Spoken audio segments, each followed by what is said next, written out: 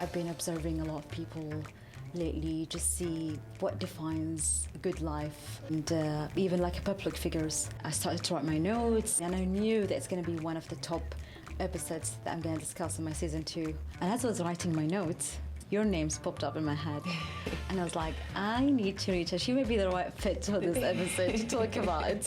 And I'm so glad that she said yes, and here she is, Fiona.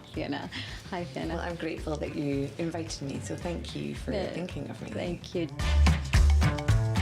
Just a quick thing, that's Fiona and I worked in the same organization for almost 3 years, different departments, and she always walks in with like a good morning energy and vibes, and I was like, yeah, how does she do that? Like, how does she do it?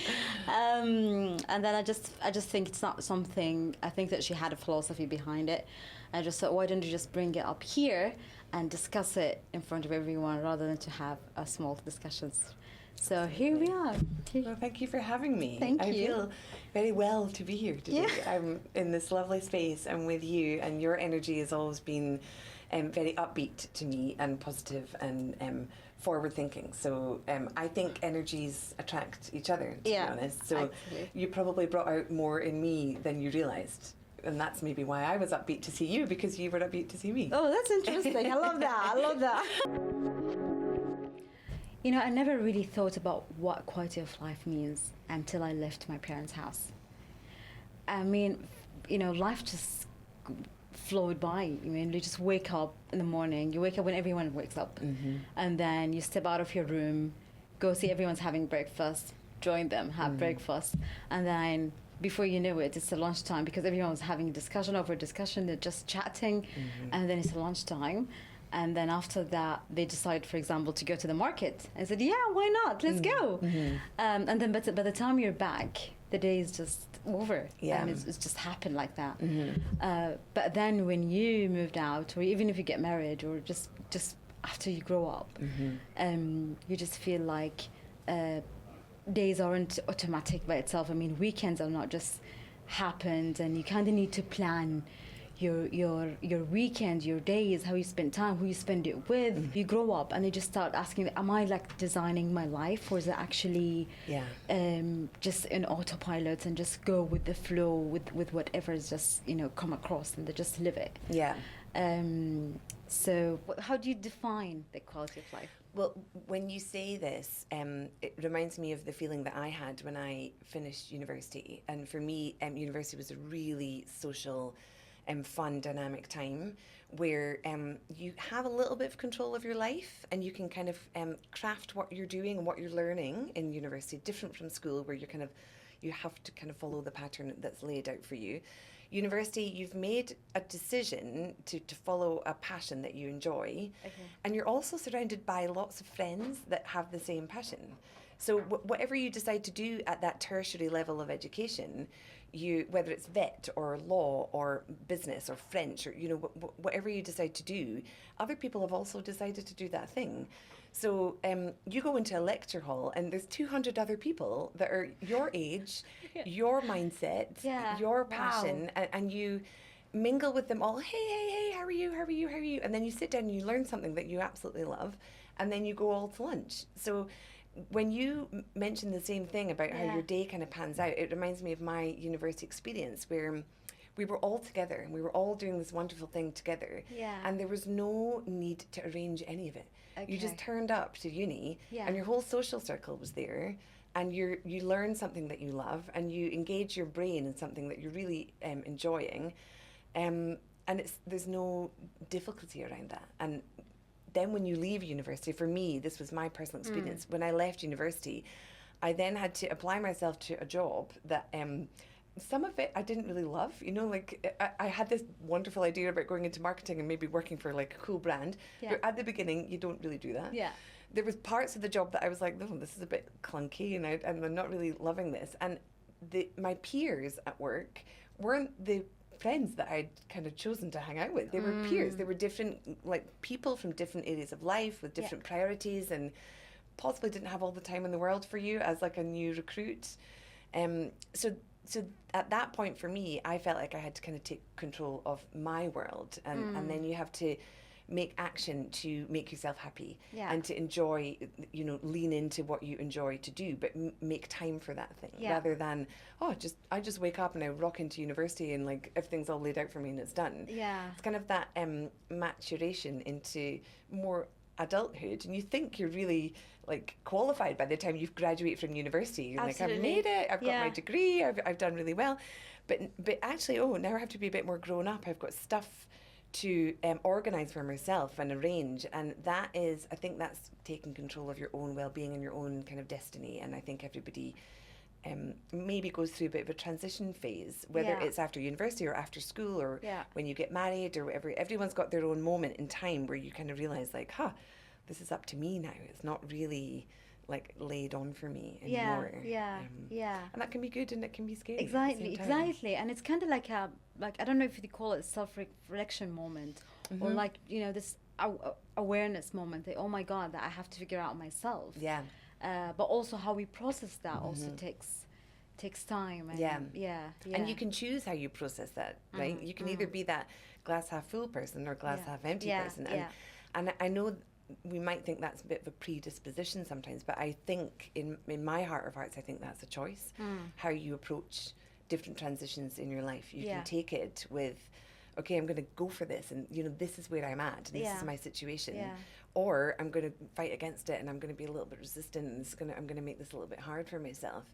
Totally. Like, just to give you an analogy, I heard this wonderful kind of analogy from a Harvard professor just this morning, where he said there's two dogs attached to a cart, and they're both being dragged along by the cart, and one dog is jumping along like quite sprightly, having a good time actually, because he's tied to the cart. There's nothing else he can do. He's going to enjoy himself. He's like looking at his surroundings and quite enjoying the day. And the other dog is like pulling and tearing away and trying to like resisting the cart. But you can choose which dog you want to be if you think about it. You know, you can be that happy dog, like, listen, the cart's going anyway. I'm with him. I have to be with the cart. I'm tied. This is my deal. And I can make it fun for myself, or I can make it like a really difficult day. And I think at that point, it's the glass half full, glass half empty. Decide what you want to, how you want to approach your decision and your transition. And I think you're absolutely right. And I think that we know this stuff. We know this. We're all aware of it. But I think to implement it in your life, that's the challenge. And actually take this not just a saying, like we all say, oh, you have to stay positive, you have to think, you just need to shift your brain or mindset, how it's processed. But then it also depends on, am I actually implementing that or just saying it? They call it the knowledge school and the cognitive schools. Funny that you mentioned that, because I was having the same conversation 2 weeks ago with my friend, and she told me, "Huda, you've been a while in that knowledge school.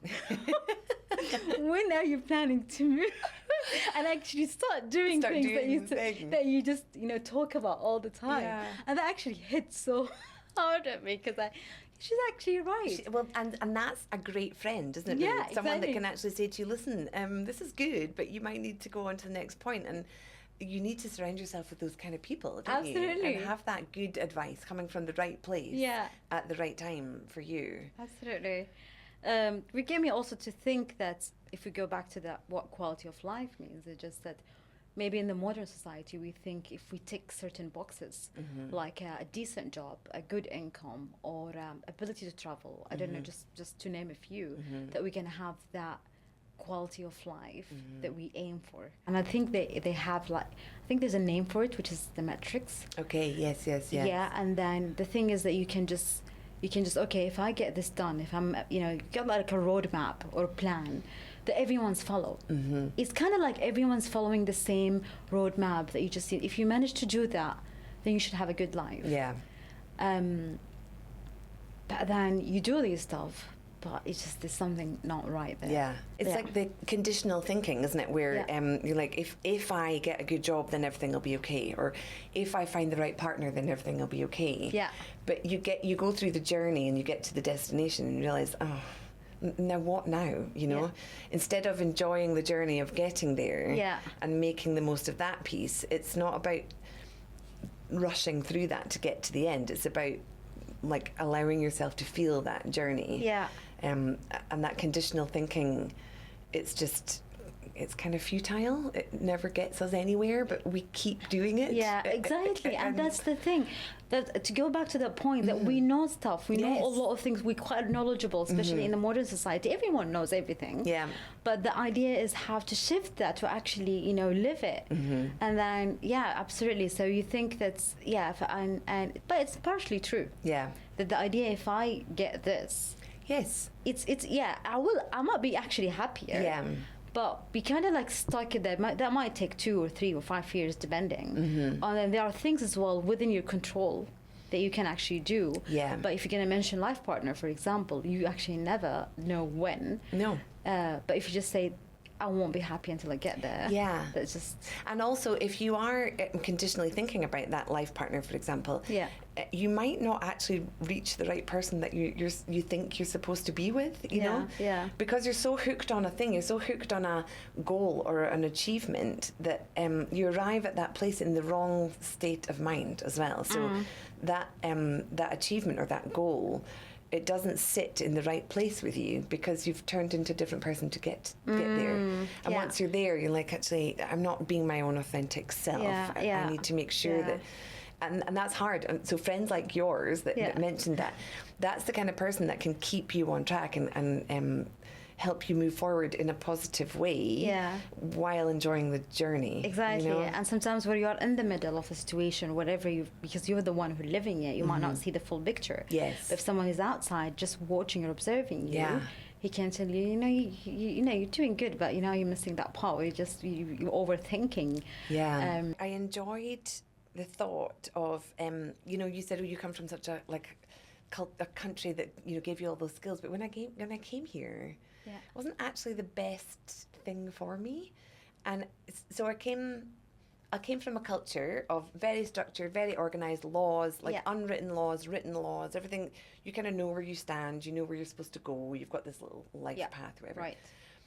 When I came to the UAE, it was a young country, you know, and it was like perfect structures weren't there yet. It's definitely not the place that it is now. When did you move to the UAE? So 2004. Oh, wow. Okay. I mean, it wasn't super young, but it was 20 years ago, you know, and it was an early phase of development and structure and accountability and contribution to the global markets. You know, as time went on in Dubai, things have really changed and structured in the whole of the UAE. Yeah. But when I came, there was some loose parts, you know, it was kind of a little bit more organic. And I came with quite structured organisation. This is how things should be, and this is what it's like, you know. So when you mentioned the skills that I came with to the UAE, I don't know if I would call them skills. Sometimes I would call them restrictions, you know. Okay. So it frustrated me that, you know, this wasn't done, and this department didn't function, or there was too much paperwork for X, Y, and Z. But actually, what it taught me was to be a bit more flexible. Like, okay, cool. You don't have to always go by this specific path. Yeah. You can move in different ways, you know? And I think coming from the Western world, we're so like, oh, this is the way, and this is the best way, and it should be done like this. And there's lots of things that the Western world has contributed in the right way. There's lots of things that it hasn't. Yeah. What I appreciate now that I look back is that it softened me. You know, like the experience of coming here softened me and allowed me to realise there's lots of different ways of doing things. It's not just the way that you've always done it at home. I come from the north of Scotland, so not terribly diverse. You know, quite a small place with very similar kind of people. There's lots of people that just look like me and that act like me and tend not to jump outside the box in any way, shape or form. You know, like, you know, just stick, this is your path and this is the right way, and get the job and marry and get kids. And, Okay, so that's similar to our culture. So it's similar to your culture. Yeah. And when you blend those cultures, so you have a path and we have a path, it's done in different ways, but there's an expectation, right? Exactly. But when you come to a country like the UAE, where all those paths melt in together, then you realise that there is other paths. There's other ways of doing things. Yeah. And it's a broadening of the mind, and that's what travel is, you know, entirely. It's like, okay, well, this is how we would have done it in the UK, but now this is how it's done here, and actually, this is cool too. Yeah. This works as well. Yeah. So that travel piece is really important, and that I think what I really mean is the flexibility of skills is important, the flexibility of approach and the flexibility of mindset, and attitude towards things. I think travel helps you do that. It helps that elasticity in your mindset grow and change, and you're not quite so on that kind of one rigid maze. You know, maybe if you think of it as a maze, your maze kind of the hedges come down in the maze, like the walls come down, and you can like actually move in another direction and get to the destination you need to be. But it can happen in another way, and that flexibility of approach is really important. Absolutely. I mean, flexibility, you are right. And I think here with the UAE have that perfect combination of mixed cultures or mixed, you know, mindset of like the Western and how the Middle East. I think that perfect combination give us that flexibility. Although I kind of like the Western, I feel like getting things organized and strict, because the way we grow up and we might think that things might take really, really long time to get one thing done or to get, you know, it just is the way that mindset. And we do have that concept of al-barakah. The concept of al-barakah meaning that just go with the flow.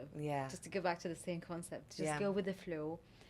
Trust God, and then things just gonna, you know, things will work out. Just be okay. Just chill, and that's okay. That's I like that, but I don't know if that's gonna work. For example, in the business world. So it's just I think having these combinations of both. Will still have the strict plan, but there's always room for flexibilities that help you to, you know, just, you know, take it easy. So but the funny part is to look into the current cultures and the new generations. People now kind of more conscious about how they're spending their time. They're more aware of like, who am I spending it with? Where am I heading? All these type of things that we didn't have in the past.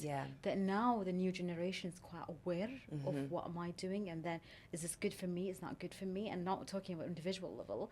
So they do have that mindset. So it's not longer the al-barakah. But so they have like a habits tracker, journaling, all these type of things are completely new for us. Because I want to do that, and then even this it became, I would say, more intentional. Definitely. And I know that you visited Saudi a couple of times. Recently. Tell me about that experience. I loved it. I think talking of al-barakah, if that's the right way of saying it. Al-barakah. I appreciated that concept there with them, because obviously huge things are coming for Saudi. And we all know this, and we're all watching with interest. But I feel very exciting times. They're doing it in a really interesting, cool way to me. Sometimes it's fast, sometimes it's slow.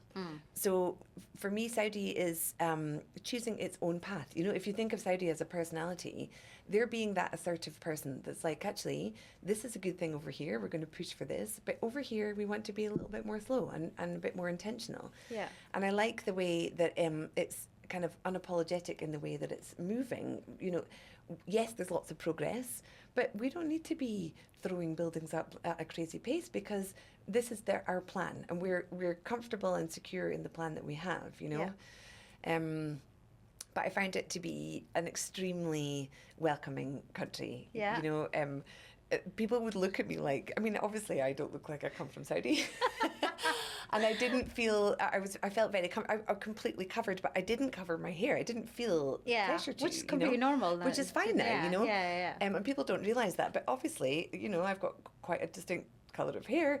People are like, where are you from? What are you doing here? Well, my husband works here. Oh my God, where does he work? I said, where he works. And they said, well, thank you for coming to our country. Thank you for being here. They actually feel happy, and like they have that, you know, there's a word we call it hafawa, means like just that level of hospitality. So even if they see you in the street, they just feel like they have that, you know, responsibility to welcome and greet you. Even if you just walk in the street, just like, you know, even if like there's a new coffee shop opening, they say, hey, they can give you a recommendation about it. That's fine. They're very open to talk, you know? And they actually loving it and they're happy with that changes that's happening. Yeah. Just to go back to the methodology or the strategy, I see that's they're learning a lot as well from the other global, like what would be happening in other countries. Yes. And I don't feel like they're looking at it as like GCC or the Middle East, but they're looking at it on a global level. Yeah. And I feel like they're all looking what the other countries in each sector, in each area, if it is tourism, if it's entertainment, if it is when it comes to logistic and jobs and all these big projects that's happening, they're actually trying to look at it from all other countries across the world. Yeah.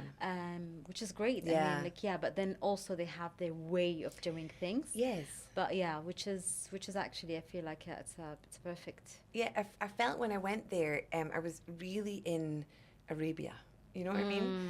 And I love that because I've been in the Middle East for a long time and I love the culture of the Middle East. Otherwise, I wouldn't have been here for so long. Yeah. So when I went there, especially when we went to like Diriyah, we were walking around and I kind of branched away from my family a little bit because I just wanted to go and be like a little bit by myself. You know, I have two young kids that are constantly asking questions. And I love history. We went to Diriyah and I kind of went into a room where no one else was. And they were obviously setting it up for some sort of historical piece. And a couple of guys kind of turned up and they were like, this area isn't open. And I was like, oh, I'm so sorry. I just got a little bit carried away and I just kind of carried on. And they were like, no, but you're welcome to be here. Like, tell us about like, what are you doing here? Where are you from? Why are you in Saudi? So we spoke and I said, the history of this place is just incredible. And I'm so in awe of it, you know. And they said, we have a lot of history. Yeah. And so I felt like I was standing in that like very small room in Diriyah. It was obviously like, you know, something happened there in the past. I felt like there was a lot of energy there. I felt very deep in Arabia at that moment, you know.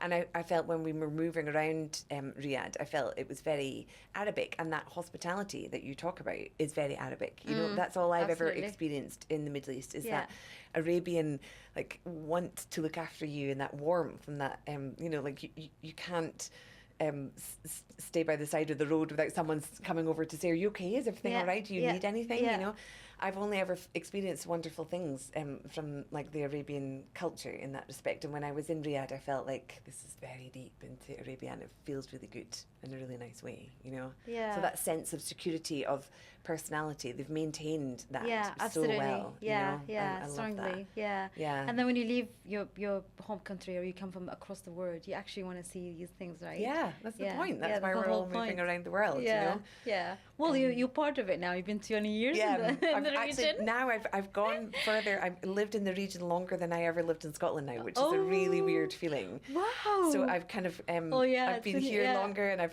crossed that threshold. I still have a real anchor to Scotland, but I'm so happy to be here, and I wouldn't have stayed this long if I wasn't. You know? Oh, lovely. There's one thing I want to mention when it comes to to go back to the quality of life part, and just say how we might say that decent job or good income or I don't know, being healthy, all these type of things. But or even traveling the world. Speaking about travel, it reminds me in my 20s. Yesterday. Travel was just for the sake of travel. Okay.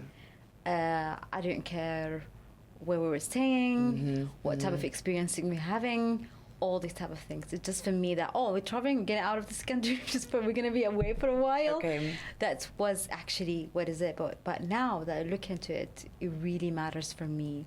Where am I staying? What type of experiences? Who am I traveling with? So I don't know if that seems with when you get older, you kind of look into the quality of the experiences that you're having. Yeah. And I can see that massive. I think in the 20s in general, you just want to explore, and you just want to go out and just see what's out there. And you got this maybe that fear of missing out. Like, you know, it's my 20s. I don't want to think twice. I don't want to overthink stuff. I just want to do it. Yeah. And then later on, okay, now I've experienced it. Then how can I advance it or master it? Yeah.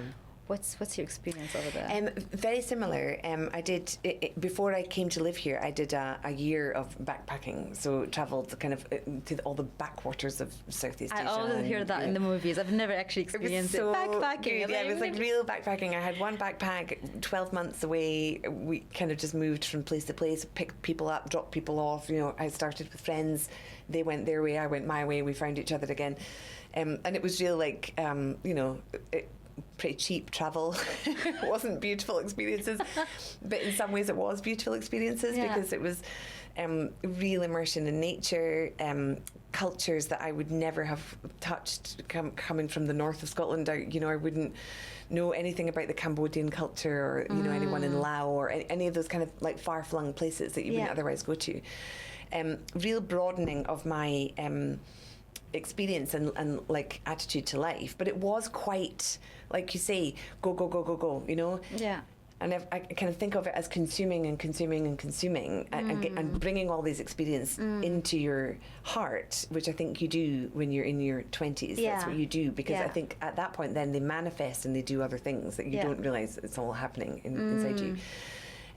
But now, and as life progresses, responsibility increases, right? So your opportunities to travel might become a little less. So they have to be a bit more intentional. They have to be more quality. You need to plan it a little bit more. You haven't got loads of time to kick around the world for 12 months. I mean, like, that is something that you do when you're in your 20s and you've got the time for it, but who's got the time to do that now? You can't just like pop off for a year and go and do that, live on a shoestring. It doesn't appeal that much either, So, I think as long as you're traveling with intention and, maybe there's an objective that you maybe you want to slow down, or maybe you want to find a new culture or learn another language or show your kids a new place, like maybe take them out of this kind of like regular comfort that they have and let's go and sit in a tuk-tuk in Thailand and like make our way up to the mountains and see how you go with that, but you have to make it really worthwhile. Absolutely. And I think that's important with all the experiences that you have in life,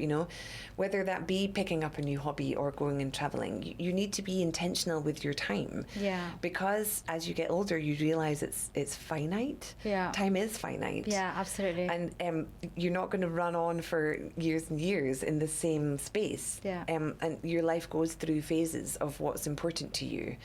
And I believe 100% in the evolution of a person. You evolve into different people all the time. You have different values as you go through life, and you have different likes and dislikes and priorities.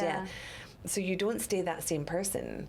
So therefore, what you do in travel. Sorry to interrupt, but do you think this is more of the experiences, or more of that, like just by just getting older? I think it's a bit of both. Okay, I think that's both. Yeah. I think getting older and what you want from life changes every day. Okay, hopefully it changes every day, because otherwise you're just going to be stuck in this trudge. You don't want the same things as you wanted in your 20s. You want different things now. Absolutely, And you must evolve, because that's the human kind of nature, isn't it? To keep going, and that's how the species has managed to survive more than any other species on this planet. But and the experiences that you absorb, they shape what you want in the future, and you don't even know what's happening inside you, And it's the kind of thing that you're like, why is this happening to me now? I don't understand. This doesn't make any sense. This feels bad. Like, if something's going on that you're not comfortable with, you will see in 10 years' time why that happened to you.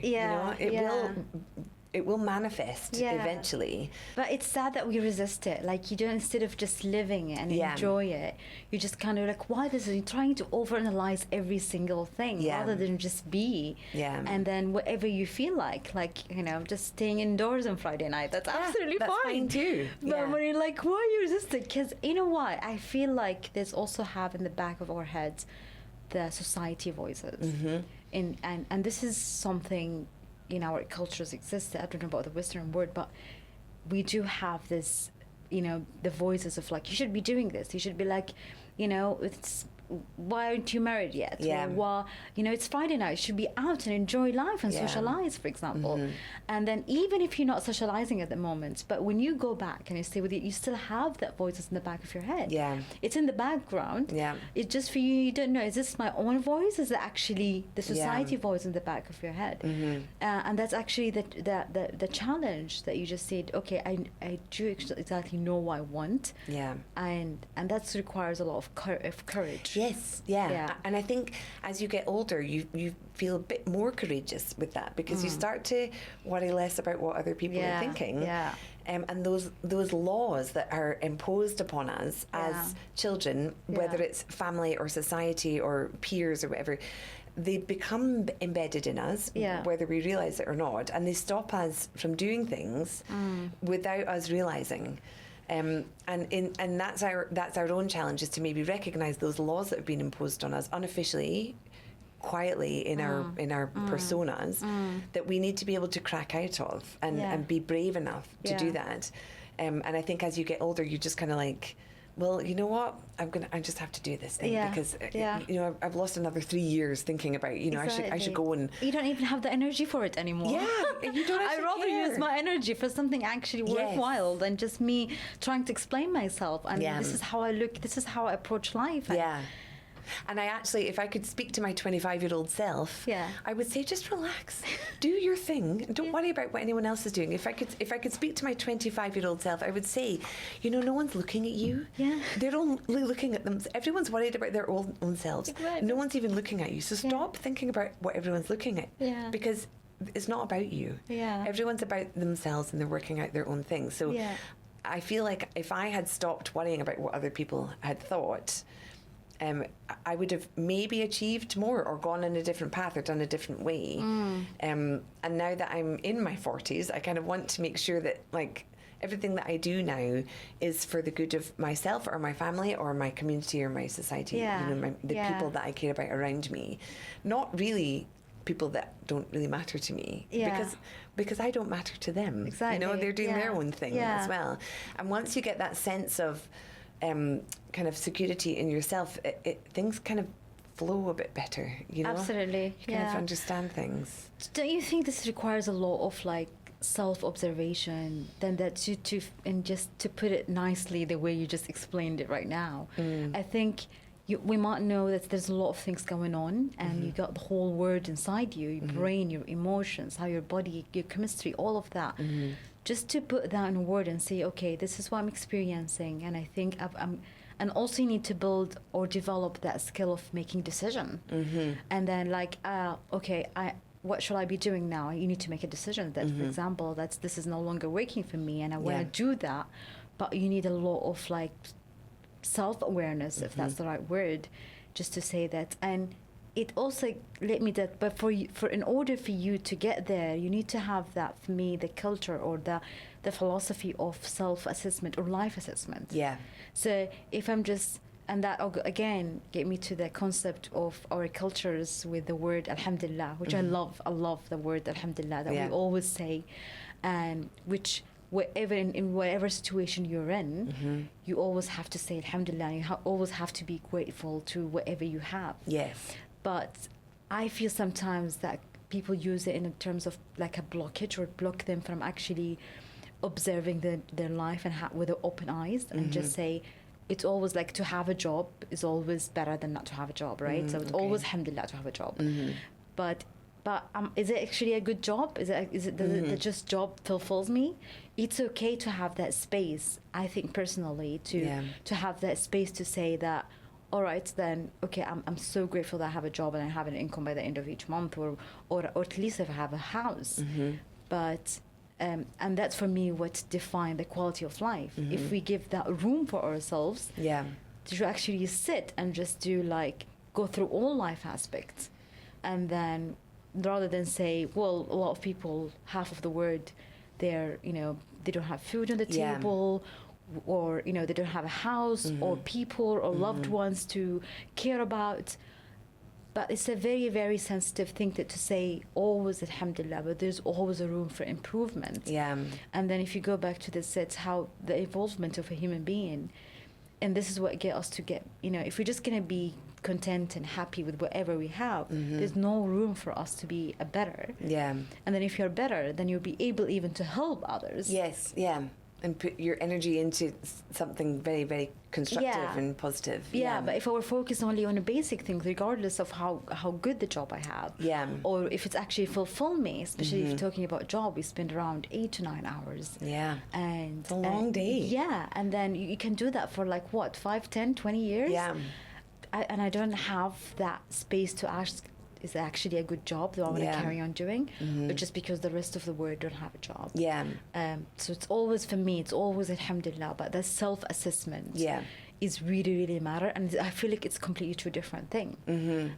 You can start with alhamdulillah and then, okay, let's have a look. Yeah. Right?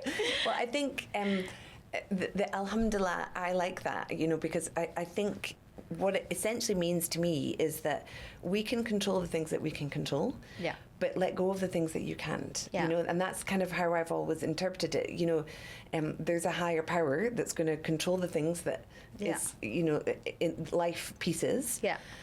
Things that you can control, then do it and feel good about that. But try not to worry about the things that you can't. You know, so give yourself the space. Like when you're talking about taking the space to improve things, by not worrying about the uncontrollables, you give yourself a little bit more space in your day. If you imagine you've got like a pie chart of energy of your day, there's probably about half of that pie chart that's wasted on uncontrollables of energy. You don't even need to worry about the uncontrollables. Like, I came today and there was traffic on the roads. Well, I can't control that. So I just have to go with the flow. And I have to make sure what I can control is that I can get there safely with good driving from myself, but I can't control in a good mood. In a good mood, and turning up with like, well, this is a nice thing to be able to do today. You know, I can't control if there's been an accident on the road and someone else has a problem. That's unfortunate for them. But I'm just going to you know, make sure that I get there safely and on time and in a good mood. I can control those things. You know. So that alhamdulillah piece, I'm probably saying that wrong, I'm sorry. No, you're saying it perfectly well. I love it. But I think that's like, it's a nice way of relinquishing your energy to the things that you can't control and letting the higher power work that out for you, you know? But then there's also a piece of, so what can I control? Am I putting my energy and kind of love and time into things that are serving me and my loved ones. And if you can make that space by letting go of the uncontrollables, channeling it in there, having an assessment of, is this working for me? Is this the right place for me? Then I think that's beneficial. But I also heard a really cool phrase the other day from a Harvard professor. She's called Dr. Ellen Langer. She's a really wonderful lady. You can pop it in the show notes. I think I've heard of her, And she has this cool concept of there is no wrong decision and there is no right decision. You make a decision and you make the decision right. So if you just kind of like go through that again, the way that she describes it is you can't live your life twice.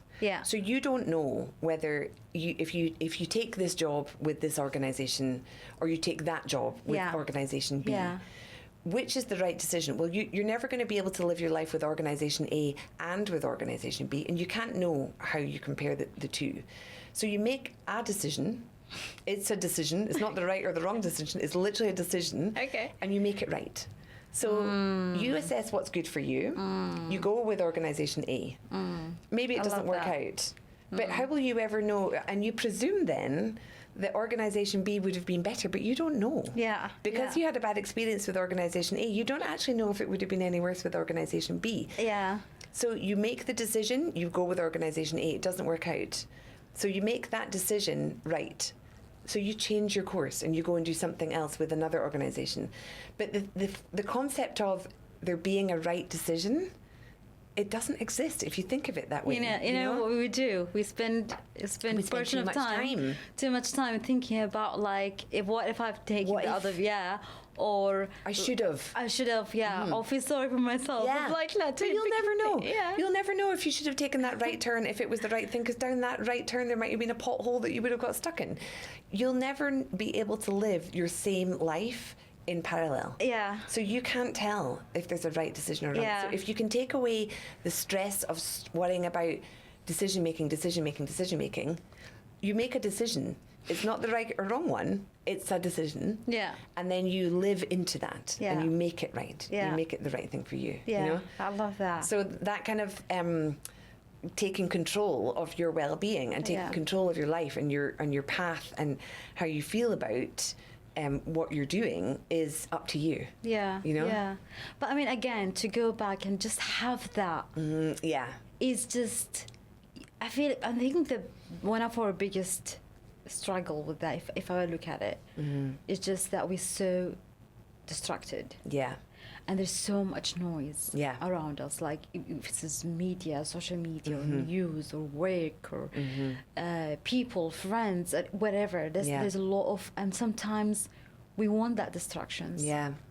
I feel it's just the easiest, the we don't easiest need to way think out. because we could just distract ourselves with these things and not actually think about what you're actually supposed to be doing. Exactly. You know that making a decision itself is Yes. it requires a lot. It requires energy. It and requires attention. energy, and then you just need to have that high sense of responsibility. Like, it's all on me. I don't have no one to blame but me. Completely. Yes. But this is just so. So distraction. I feel like. Yeah. And it actually goes back to a little bit of what you were saying before of like the society and the way that you feel that you should be living life. Yeah. Well, now with all the wonderful stories on social media, that makes you also think this is how I should be living my life because everybody puts their best lives on social media. So you start to feel bad about your life, and we all know this scenario of you know scrolling is bad for your mental health, and it makes you feel worse about your life. And actually, everyone's doing the same thing, but we're all just pretending that we're having this wonderful journey. Yeah. But we don't need to be doing that to ourselves, and we can make the decision not to do that. Yeah. It's just that it's easier to scroll, isn't it? I mean, I find myself doing it if I'm working on a piece of work that requires some deep focus and I get stuck on a thing. I'll just pick up my phone and I don't even know what I'm doing. I'll just check if anything's on LinkedIn. I'll just check if like something's come up on Instagram. Why am I nothing to do with the piece of work that I'm trying to control? You know? And it's just not even helping you whatsoever in any areas. No. But it's just easy. And so you're just next to mine, Yeah. I just want to watch what's happening. I just get distracted. Yeah. I just don't want to think anymore. Yeah, and that seems very serious for me. Do I want to do that? Let me just run. It's just actually escaping. Yes, it is. Yeah. It's funny because before social media, I remember doing this. When I worked at Abu Dhabi Commercial Bank, and I remember, doing a piece of work. There was no phones that you could scroll on back then. Like this was like showing my age. It was ages ago. It was before BlackBerries even. Yeah. And I remember having some snacks in my top drawer, and that was my distraction. If I was working away, I'd be like, I can't be bothered thinking about this anymore. I'd just go to my top drawer and I'd snack on something. I hope you had a healthy snack there. Well, I don't know. It wasn't very healthy. It was mid-20s. I couldn't care less. Yeah. But my point is, our brains will always go for the path of least resistance. Yeah. And whether that be a snack in your top drawer or like a scroll on your phone, we know that we're doing it. It's that chimp in our heads, jumping around. But we can make the decision if we're conscious about what we're doing and we're mindful and we're intentional with our time and everything. Yeah. We can stop ourselves from doing that. It just takes a bit more effort. Exactly, yeah. And I'm guilty of it as anyone. I'm speaking like I do it all the time. Yeah. And I know I'm doing it, and I self-sabotage with I'll just go and get some more chocolate and I won't bother concentrating on what I'm supposed to be doing. But it's bringing your mind back into that. But also there is a level of distractions. You still you might allow some distractions, which is fine. Yeah. I think sometimes it's healthy, in fact. But it's just that I think that the volume of distractions, or that how much you're consuming that distractions, whether by checking out what people are doing, or on your phone, or just trying to just be up to date with the news, what's ever happening. And also there's a healthy distractions. Go have fresh air outside. That can help Call better. a friend. Yeah. Go for a walk. And that's the decision though, isn't it? That's like, whether it's the good or the bad one, am I going to go to my phone and scroll while I eat a bar of chocolate, or am I going to call my mum and just check in? For my distraction. What am I going to do? I know what the right thing is to do. Yeah. What can I be bothered doing? Where is my head at? Am I feeling strong enough in myself to do what I know I should be doing? Yeah. Or today I just can't be, and sometimes you just can't be bothered, and that's okay. Yeah. You know, like Yeah. it's good to be kind to yourself. Yeah. And not, you know, be difficult and hard on yourself all the Exactly, time. and we're not like a robot that we No. need to do everything right. Yeah. Sometimes but again, allowing it, like, Yeah. you know, you have to, do I need to plan them allowing it right now as well? That's Yeah. a lot. Yeah, yeah, it's a lot it to can be, take yeah. on, and there's so much there then, Yeah, isn't there? You know, like exactly. every day, there's a lot going on. There's a lot of like things flying at you that you just kind of can't stop a lot of the time. You have to just breathe into it and decide what's the best use of my time here and now. Which get me to think to have it both the flexibility that we talked about earlier. There's just to have like the flow. Yes. You're always allowing the flow, and then at the same time you do have structured, well-planned days. Yes. That you have to have mix of both, otherwise you're just gonna. Yeah. Yeah. So, which get me to think about that adulting should. I don't know if that's right, but you know, by we tend to be like, I should be doing this, I should be, and then we repeat ourselves all the time because since like I didn't understand what adulting is until I actually became one. It's hard. Yeah, like what we should, you know, we're supposed to be doing not now, but then you just, you know, when you are in the experience, okay, I need to do that, I need to be like more, you know, I have to pay my bills, I have to do my job right, and I have to do, and then we tend to say a lot of things that we should. Yes. I should socialize. Yeah. I should have friends. I should check on my parents. And it's all should. And I feel like by the end of the day, of course, you're just gonna be. And I feel, and then also because you mentioned social media, because you see people and you feel like everyone has figured it out. Yes. And you feel like you're behind or something. That gives you the impression, even though you know it's not the real picture. Yeah. But your brains keep convincing you that, you know, you're not doing something not right, even if you just, I want to be, you know, mastering my career or whatever, but you're not there yet, and you're just like, what should I be doing? And then you list down all the should. I've tried personally to switch everything to what I love, and how can I, the things that I love that make it, you know that if you want to get there, there is should in the script. There's still there, but it's just that, you know, the whole picture, you love it, so you're loving the whole journey, the process of getting there. But what is with the should with adulting? And I think if you're able to, there is shoulds, like paying your bills, you know, showing up to work. There are certain responsibilities that I think are non-negotiable as an adult. But if you could like analyze what's negotiable, is it that I have to go to meet my friends for brunch when I actually don't like this group of friends? I should go because I said I would go, but is it serving me? Like, this group of people, they don't make me feel exactly like, they don't give to me what I need. But you should socialize, but Fiona. You should socialize. Exactly. But so should I go just because I said I would? Is that good? Is that going to make me feel good? It's not going to make you feel good. You should go and see another friend that fulfills you and makes you feel good and lifts you up, you know. Or if in that situation, maybe I should call my mum, or I should call my parents to make sure that they're okay, or check in with my sister, see if she needs any help this weekend. I think if you can work out what your negotiables are and what your non-negotiables are, that might help. And I speak to my kids about this when I put down dinner to them. And they're like, oh, I'm not hungry. And I'll say to them, what's my non-negotiables? And it's always the vegetables. They're like, oh, you know, the broccoli and the thing. What's my negotiables? Well, okay, you don't need to have the pizza, or you don't need to have the chicken nuggets. But my non-negotiables are the vegetables. So if you leave that table and those non-negotiables are not handled, it's the same in adulthood.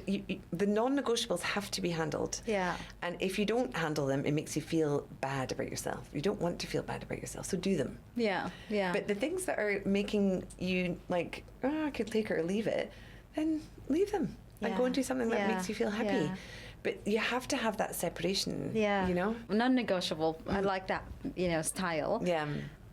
There are basic things in life that we should not even negotiate, in terms of like, not about the things that we should do, also about the basic needs for a decent or high quality of life. Like talking about food or nutrition, what should I be eating as an adult today? The movement, the exercise, and all of that. All these things, the basic that having good sleep, quality of sleep. I mean, oh my God, if you see me that days without sleep, it's bad. I just completely different human being. Yeah. Completely different human. Like the way, it's not only about that I'm not feeling good, I'm tired, but also how I approach life, how I process things, how I operate in general. Yeah. Completely different human being. I'm Yeah. like, you know, I'm off today. It's just there's no way, there's no good that gonna come out of me today. Just take me to bed, and you know, we reset tomorrow. We start again tomorrow. But those basic things that you said, not negotiable, and I think I think you have an input, Stephen. That Fiona's a very athletic, and she's been a trainer for quite some time, and she's tell me about that. Well, if talking of non-negotiables and negotiables, everyone has their if you really drill into yourself, there's things that make you tick, and there's things that don't make you tick or that don't work for you. Yeah. If you're really honest with yourself, for me, physical movement is my non-negotiable. And if you ever talk to my husband, if I haven't been running for a couple of days, he's like, "Can you please go out for a run because you're driving me crazy? You know, like you need to get rid of this energy or do something."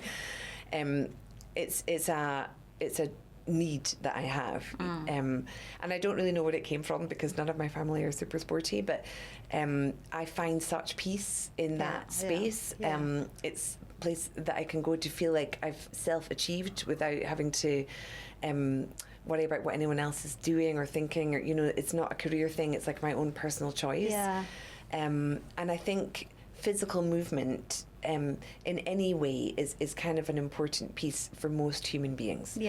And how you do that is it's completely individual and personal as to how you do it in your own space. But the human body itself, like physically it needs to move, but mentally you need to have that movement as well, because that's what we were all designed to do, you know, as evolution has evolved. We're supposed to be moving and walking and helping each other through movement. And when we go to kind of the blue zones, the Dan Buettner blue zones, which, you know, like it's a bit of a buzzword now, but it's a places in the world that they have least chronic illness. And there's kind of 7 to 9 traits that they all have in common, where they have physical movement, they have community, they have faith, and they have purpose. You know, there's a number of different communal factors between all of them that they all share. And their physical movement is gardening or walking to meet their friend, or, you know, they have many people that live over the age of 100. That's two things. They've got the least chronic illness in the world, and they have the most, I think you call it centennials, where they live over the age of 100 in the world.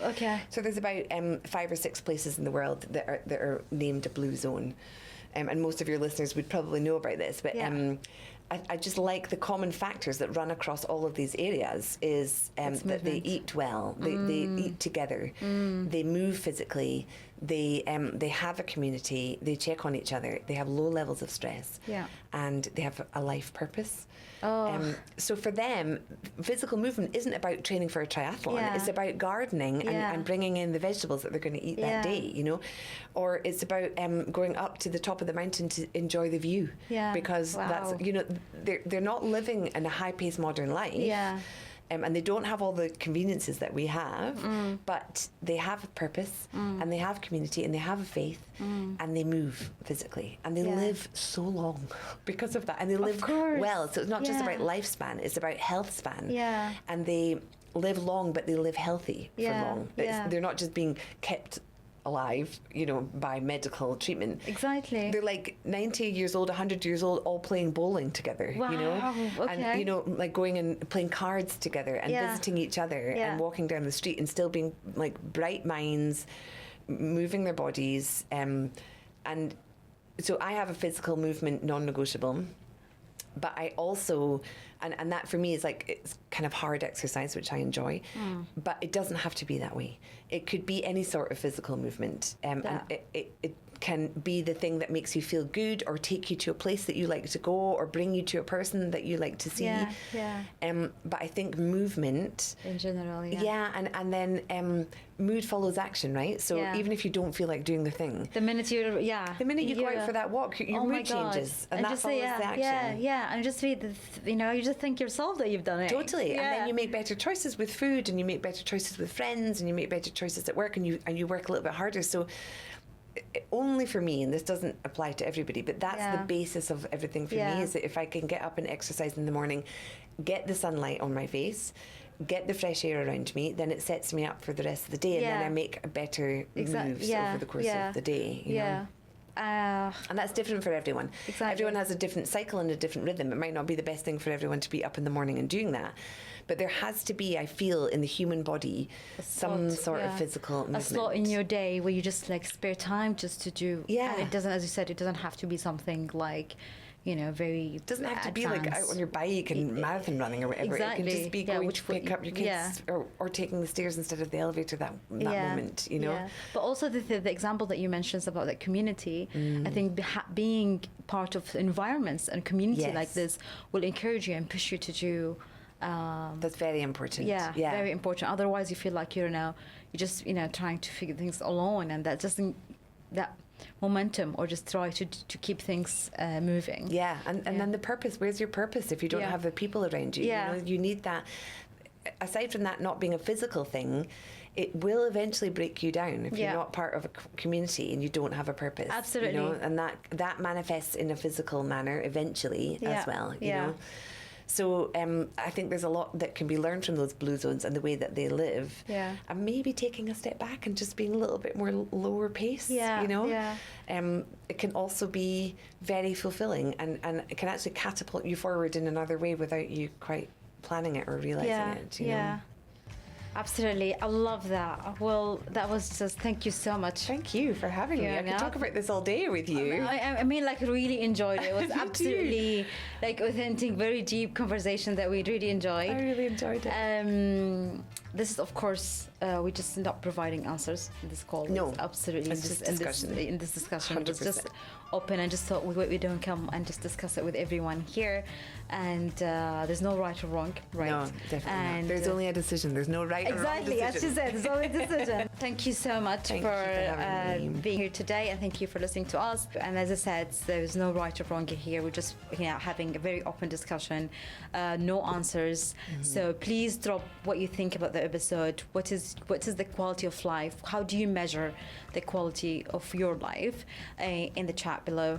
And thank you so much. Thank you so much.